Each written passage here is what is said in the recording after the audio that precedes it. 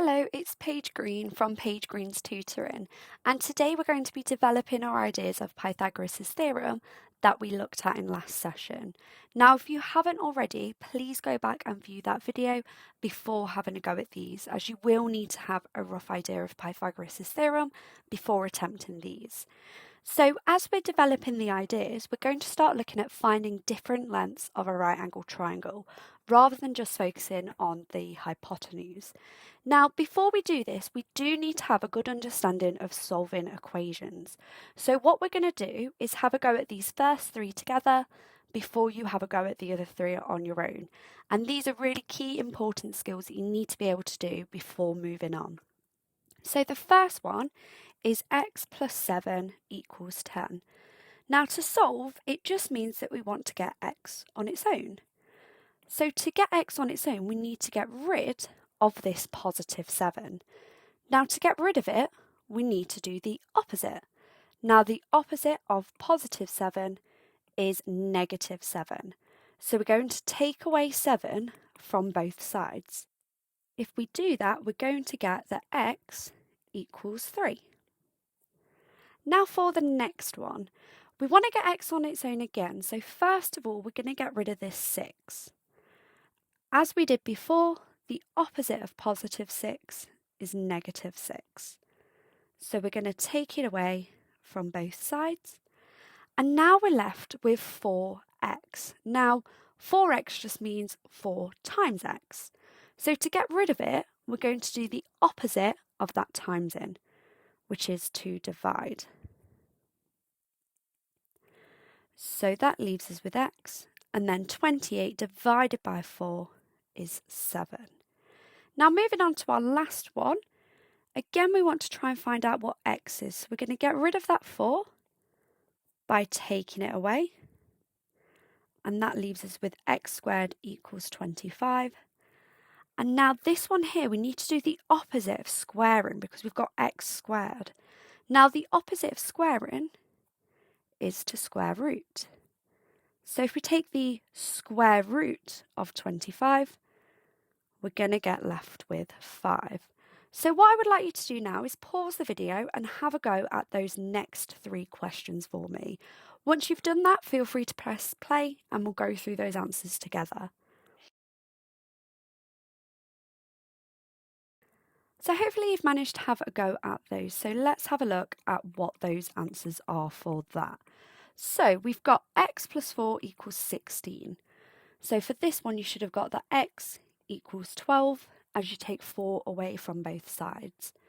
The next one, you should have got that x equals 15 as you're doing 38, take away 8, which is 30, and then dividing that by 2, which is 15. For your last one, you should have got that x equals 6. Now this is from doing 43, take away 7, which is 36, and square rooting it to give you an answer of 6.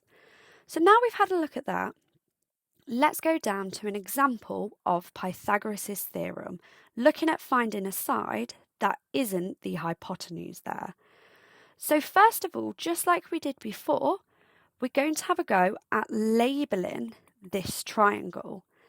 Now, as always, our C is opposite the right angle, and then we've got A and B here. So we're using exactly the same formula. We're saying that A squared plus B squared equals C squared. So first of all, let's substitute in our numbers. So I know that A is x, B is 6, and C is 20. So now I just need to go through and make sure to square all of those. So x squared I can't really do, but 6 squared is 36, and 20 squared is 400. Now it looks a little bit like that third question we had in the starter. So let's have a go at solving x. So we're going to get rid of our 36 first by taking it away. And that leaves us with x squared equals 364. And then to get rid of that square, remember we're square rooting it. So the square root of 364, if you put it in your calculator to 2 decimal places, is 19.08. So you can see how we're using those skills from the starter in order to do these. So what I would like you to do now is have a go at pausing the video and have a go at finding x on the second triangle. Once you've done that, press play and come back.